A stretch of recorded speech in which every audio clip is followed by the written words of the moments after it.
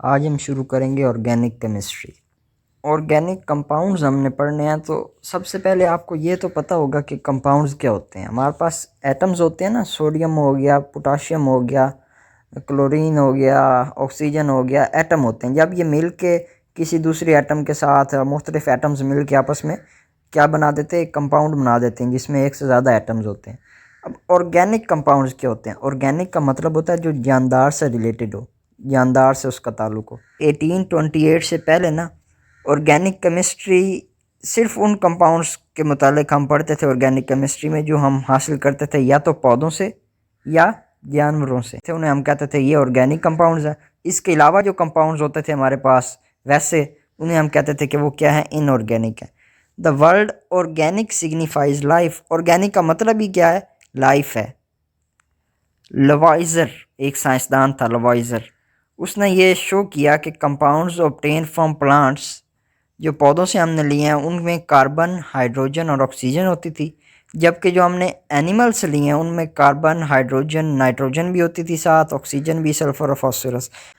19th century कहते हैं जो 1800 से लेके 1900 के दरमियान वाला ज़माना था। जैसे अब 2021 चल रहा है तो ये 21st सेंचुरी है, 2000 से लेके 2100 के दरमियान वाली। 19th सेंचुरी में एक स्वेडिश केमिस्ट जेकब बर्जिलियस, उसने एक थ्योरी दी, vital force theory. Important short question है ये आपका, अच्छी तरह इसको समझ लो। इस थ्योरी के मुताबिक वो कह रहा था ऑर्गेनिक कंपाउंड्स जो है ना हम लेबॉर्ट्री में तैयार नहीं कर सकते। क्यों? क्योंकि वो हम हासिल किससे कर सकते हैं? सिर्फ और सिर्फ लिविंग ऑर्गेनिज्म से। According to this theory, organic compounds could not be prepared in the laboratories because they were supposed to be synthesized under the influence of a mysterious force called vital force inherent only in living organisms.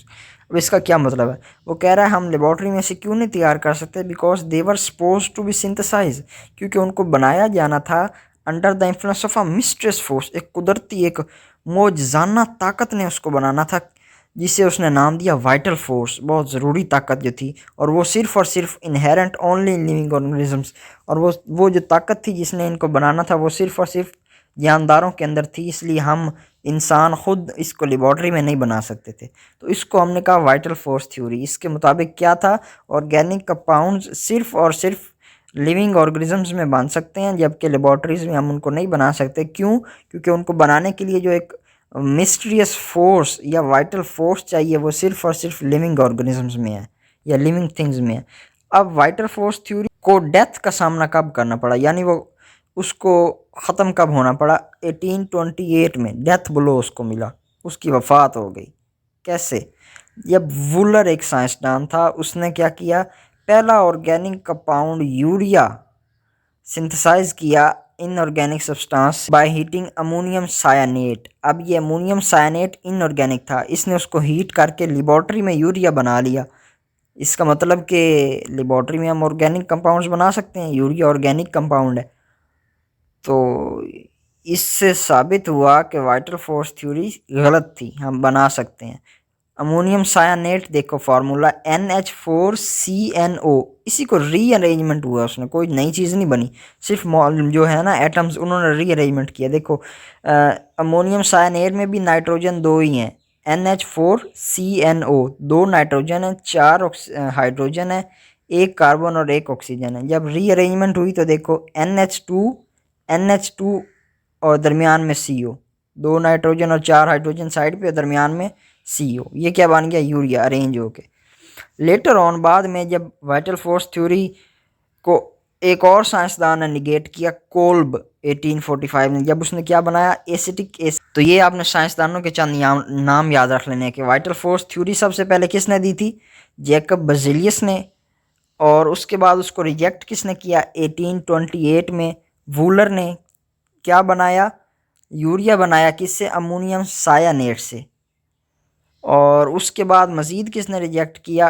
Kolb ने, जिसने acetic acid बनाया 1845 में। ये 3 साइंसदान है। Vital force theory की definition, इन 3 साइंसदानों के जो काम है वो आपने MCQ के लिए याद कर लेने। ऑर्गेनिक कंपाउंड्स में क्या क्या है? कार्बोहाइड्रेट्स, जो हम चीनी खाते हैं, जो हम रोटी खाते हैं, ये क्या है? कार्बोहाइड्रेट्स हैं, प्रोटीन्स जो हम गोश्त लेते हैं, लिपिड्स घी वगैरह मक्खन वगैरह ये है लिपिड्स, एंजाइम्स हमारे जिस्म में एंजाइम्स हैं जो मेटाबॉलिज्म को फास्ट करते हैं, विटामिन्स आ जाते हैं इसमें, ड्रग्स हमारी दवाइयाँ आ जाती हैं, पेंट्स आ जाते हैं, रंग, rubber, synthetic rubbers, plastic, polymers, pharmaceutical products, खादें, ये सारी क्या है ऑर्गेनिक कंपाउंड्स हैं। There are about 10 million of organic compounds, 10 million 1 million 10 lakh, 10 million 1 crore तकरीबन organic compounds and thousands of new organic compounds हर साल बन रहे हैं। All of them are contain covalently bonded carbon and hydrogen, इनमें कार्बन और hydrogen ज़रूर होगा इसेंशियल कॉन्स्टिट्यूएंट। उसके अलावा इजाफी चीज़ें भी हो सकती हैं, लेकिन क्या क्या ज़रूर होगा, कार्बन और हाइड्रोजन इनमें ज़रूर होगा। हेंस ऑर्गेनिक कंपाउंड्स की अब डेफिनेशन इंपॉर्टेंट शॉर्ट क्वेश्चन है। और हाइड्रोकार्बन्स, हाइड्रोकार्बन्स लफ्ज़ पे गौर करो, हाइड्रो हाइड्रोजन से और कार्बन्स यानी हाइड्रोजन और कार्बन के compound and their derivatives, derivatives कहते हैं जो इनसे बने, इनकी शाखों में से कोई और कंपाउंड्स बन जाए, यानी हाइड्रोजन और कार्बन या इनके साथ डेरिवेटिव्स होते हैं जिनके साथ कोई और एटम मिल जाए। In which covalently bonded carbon is an essential constituent, यानी इसमें कार्बन ज़रूर हो और हाइड्रोजन भी हो साथ। द ब्रांच ऑफ केमिस्ट्री, अब ऑर्गेनिक केमिस्ट्री की definition, the branch of chemistry deals with the study of hydrocarbons and their derivatives is known as organic chemistry. और ऑर्गेनिक कंपाउंड्स क्या है, are hydrocarbons and their derivatives in which covalently bonded carbon atom is essentially constituent. यहाँ तक है organic compounds की definition.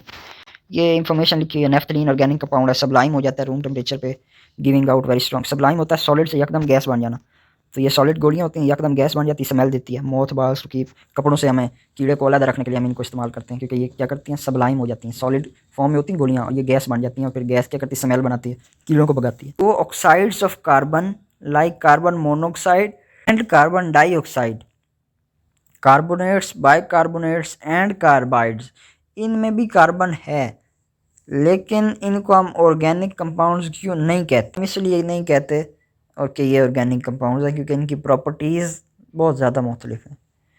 Each organic compound has specific formula, 4 किस्म के formula हैं ऑर्गेनिक, बारी बारी इनको देखते हैं। मॉलिक्यूलर फार्मूला, वो फार्मूला जो represents actual number of atoms in one molecule of organic compound is called molecular formula, यानी जो ऑर्गेनिक कंपाउंड जितने एटम उसमें है ना, उसका जो एक्चुअल नंबर हमें बताएगा, असली नंबर के इस कंपाउंड में इतने एटम्स हैं, वो जो फार्मूला हम लिखेंगे उसे कहेंगे molecular formula. Molecular formula of butane is C4H10, यानी ये एक ब्यूटेन हमारे पास है ऑर्गेनिक कंपाउंड, इसका मॉलिक्यूलर फार्मूला हमारे पास है C4H10। ये हमें क्या बता रहा है कि इसमें butane is made up of carbon and hydrogen, ये पहली बात तो ये बता रहा है, लेकिन इसमें कार्बन कितने हैं, 4 कार्बन है एंड 10 हाइड्रोजन एटम्स है। ये मॉलिक्यूलर फार्मूला जो इसके असली फार्मूला हमें बताता है कि इसमें इतने नंबर ऑफ एटम्स हैं। स्ट्रक्चरल फार्मूला ये क्या करता है, represents the exact arrangement of different atoms of various elements in a molecule of substance. Arrangement हमें दिखाता है मुख्तलिफ एलिमेंट्स के जो एटम्स है ना, वो जिस मॉलिक्यूल में है वो किस तरह अरेंज हुए हुए हैं ऑफ अ सब्सटेंस, उसको खोल के बताता है हमें। In a structure formula single bond is represented by a single line. ये देखो ये लाइन बनी हुई है नीचे, कार्बन के साथ जो बॉन्ड बन रहा है, 4 बॉन्ड बनाता है कार्बन, ये हमेशा याद रखना। वो उसके साथ जो बॉन्ड उसने शो किए हुए हैं सिंगल लाइन से उसने शो किए हुए हैं। और डबल बॉन्ड जब हम बनाएंगे तो डबल लाइन होगी, ट्रिपल बॉन्ड बनाएंगे तो ट्रिपल लाइन होगी। ऑर्गेनिक कंपाउंड्स में have same molecular formula but different structural formula. अब वो कह रहा है एक ऑर्गेनिक कंपाउंड है, उस जैसे ब्यूटेन है, उसका मॉलिक्यूलर फार्मूला C4H10 है, लेकिन उसका स्ट्रक्चरल फार्मूला शो किए हुए हैं। ये देखो पहले में CH3, उन्होंने CH2 CH2 CH3, ये हमारे पास 4 कार्बन और 10 हाइड्रोजन, ये भी C4H10। ये है N butane, normal butane, single chain में है, स्ट्रेट चेन में। अब आगे उसने ब्रांच में बना दिए, CH3 उसने पहले बनाया, फिर CH और फिर CH3। अब जो दरमियान वाला CH था उसके साथ एक और CH3, यानी 3 CH3 अटैच हैं एक दरमियान वाले CH के साथ। इसमें भी देखो कार्बन 4 ही हैं, हाइड्रोजन भी 10 ही हैं, लेकिन क्या है सिर्फ स्ट्रक्चर में फ़र्क आ गया। तो ये स्ट्रक्चरल फार्मूला इसका चेंज हो सकता है, यानी कंपाउंड में हैव सेम मॉलिक्यूलर फार्मूला लेकिन उसके स्ट्रक्चरल फार्मूला एक से ज़्यादा भी हो सकते हैं। मॉलिक्यूलर फार्मूला हमेशा एक कंपाउंड का एक ही होगा। Condensed formula, the formula that indicates the group of atoms join together to each carbon atom in a straight change or branch change called condensed formula. देखो स्ट्रक्चर फार्मूला में हमने एक एक एटम, हर एटम के जो बॉन्डिंग थी उसको line के साथ शो किया था, लेकिन कंडेंस में क्या होगा, indicates the group of atoms join together to each carbon atom. इसमें सिर्फ हम कार्बन एटम के बॉन्ड शो करेंगे और जो ग्रुप लगा होगा ना उसको हम एक ही ग्रुप शो करेंगे। जैसे देखो CH3 लगा हुआ तो हमने H3, हाइड्रोजन लगे हुए ना तीन, उन तीनों को मिला के लिख दिए, ग्रुप ऑफ एटम्स को हमने कंबाइंड कर दिया। H3 के तीन एटम थे, वो एक ही ग्रुप बना रहे थे, तो हमने एक बॉन्ड वो शो कर दी, 3 बॉन्ड, और एक उसने फिर CH2 ग्रुप साथ लगा हुआ, फिर CH2 और CH3। यानी स्ट्रक्चर फार्मूला में एक एक बॉन्ड हर एटम का शो करना है, और कंडेंस में सिर्फ कार्बन के साथ जो है ना ग्रुप्स हमने लिख देने इस तरह। ये क्या है, कंडेंस्ड फार्मूला है। आगे आ जाता है हमारे पास इलेक्ट्रॉनिक या डॉट एंड क्रॉस फार्मूला। अब इसमें हमने डॉट, एक कंपाउंड एक एटम के साथ डॉट लगाना है और दूसरे के साथ क्रॉस लगाना है। द फार्मूला भी शोज शेयरिंग ऑफ इलेक्ट्रॉन्स। ये डॉट एंड क्रॉस हमें क्या शो करता है, इलेक्ट्रॉन्स शो करता है जो वो शेयर कर रहे हैं बिटवीन वेरियस एटम्स, मुख्तलिफ एटम्स के दरमियान, in one molecule of organic compound is called dot and cross, या इसे हम एक और नाम देते हैं क्या, इलेक्ट्रॉनिक फार्मूला। क्यों, इलेक्ट्रॉन्स शो करते हैं ना, इलेक्ट्रॉन्स से निकला electronic formula, sharing of electrons को शो करता है। देखो हाइड्रोजन को उसने रेड क्रॉस दिया हुआ है और कार्बन को उसने ब्लैक डॉट से शो किया हुआ है, यानी कार्बन के जो इलेक्ट्रॉन्स हैं।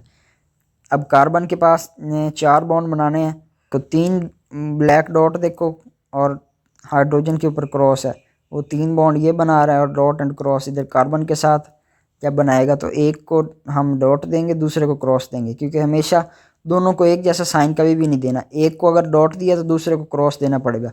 अब दोनों कार्बन थे तो एक को हमने डॉट दिया तो दूसरे को क्रॉस दे दिया, अगले में भी दूसरे को क्रॉस दिया, उसको डॉट दे दिया। हाइड्रोजन को हमने क्रॉस दिया हुआ है इसलिए उसके साथ कार्बन को हम फिर डॉट से शो करेंगे। ये क्या, एक एक इलेक्ट्रॉन है जो ये बॉन्डिंग बना रहा है। कार्बन के 4 हैं और हर हाइड्रोजन के पास एक एक इलेक्ट्रॉन है जो हमने क्रॉस से शो किया हुआ। अब इसकी समरी पढ़ लेते हैं जो हमने अभी पढ़े फार्मूला है। मॉलिक्यूलर फार्मूला क्या करता है, actual number of atoms show करता है। फार्मूलाए ये जो लिखा हुआ ना, फार्मूला की जमा है, फार्मूलाज नहीं लिखना, फार्मूला की जमा क्या होती है, फार्मूलाए, LA के आगे E लगा देना। कंडेंस्ड फार्मूला क्या था, ग्रुप ऑफ एटम्स हमें बताता है, एक हर कार्बन के साथ किस तरह ग्रुप ऑफ एटम्स लगे हैं, वो क्या है कंडेंस्ड फार्मूला। स्ट्रक्चरल फार्मूला क्या है, एग्जैक्ट अरेंजमेंट, एक एक एटम की अरेंजमेंट हमें एक एक एटम के साथ सिंगल लाइन के साथ हमें बॉन्ड बताता है, अगर डबल बॉन्ड होगा तो डबल लाइन लगाएंगे। जबकि इलेक्ट्रॉनिक फार्मूला क्या है, sharing of electrons between atoms हमें डॉट एंड क्रॉस के साथ हमें बताता है। ये कुछ मॉलिक्यूल्स दिए हुए हैं, उनके मॉलिक्यूलर फार्मूला, कंडेंस्ड फार्मूला और स्ट्रक्चरल फार्मूला बना हुआ है। देखो मीथेन का मॉलिक्यूलर और स्ट्रक्चरल फार्मूला सेम है, मॉलिक्यूलर और कंडेंस्ड फार्मूला। क्यों, क्योंकि कार्बन के साथ एक ही ग्रुप लगा हुआ है, H के 4 एटम लगे हुए हैं, तो एक ही ग्रुप ऑफ एटम्स है, इसलिए हमने उसको CH4 लिखा, और मॉलिक्यूलर फार्मूला भी सेम। आगे C2H3, उसमें एक कार्बन के साथ CH3, दूसरे के साथ भी CH3। इसी तरह आपने बस इनकी पहचान, आपसे ये फार्मूला दे के ना एक आपसे ये पूछेगा ये किस किस्म का फार्मूला है MCQ में, मॉलिक्यूलर है, कंडेंस्ड है या स्ट्रक्चरल है। आपको पहचान होनी चाहिए कि जो स्ट्रक्चरल है उसमें हम हर एक एटम के साथ बॉन्डिंग शो करते हैं, बिल्कुल राइट साइड पे स्ट्रक्चरल फार्मूला जो बना हुआ है, आपको इसकी पहचान होनी चाहिए कि अगर इस तरह का आ जाए तो ये स्ट्रक्चरल है। कंडेंस्ड की आपको पहचान होनी चाहिए कि हर कार्बन जितने भी होंगे वो अलग-अलग होंगे और उनके साथ जो ग्रुप होंगे वो हमने मिला के लिख देने हैं, H2 होगा, H3 होगा। लेकिन मॉलिक्यूलर फार्मूला इकट्ठा एक ही फार्मूला होगा जिसमें टोटल नंबर ऑफ एटम्स हमें बता देगा कि इतने एटम है इसमें। अब इसमें ये आप याद रख लो, मीथेन का फार्मूला CH4, एक एक कार्बन बढ़ेगा ना तो H2 बढ़ाते जाओ। देखो मीथेन में CH4 है, इथेन में C2H6, प्रोपेन में C3H8, ब्यूटेन में C4H10। ये हैं सारे अल्केन्स हैं और इनका जनरल फार्मूला भी हम आगे पढ़ेंगे। क्या होता है, CnH2n+2, यानी जितने कार्बन है n का मतलब होता है नंबर, जितने कार्बन के नंबर है इंटू 2n+2, H के कितने नंबर होंगे 2 × n, जितने कार्बन के थे उसके डबल प्लस 2 जमा करना। देखो CH4 में कार्बन 1 था, उसका डबल करेंगे 2, उसमें 2 जमा करेंगे 4, तो 4 हाइड्रोजन आ जाएंगे। C2H6 में कार्बन 2 थे, उसको 2 को 2 से मल्टीप्लाई करेंगे, 4 + 2 ऐड करेंगे 6, तो C2H6 इथेन आ जाएगा। ये आपने अगर नाम आपने ये टेबल में याद कर लेने हैं।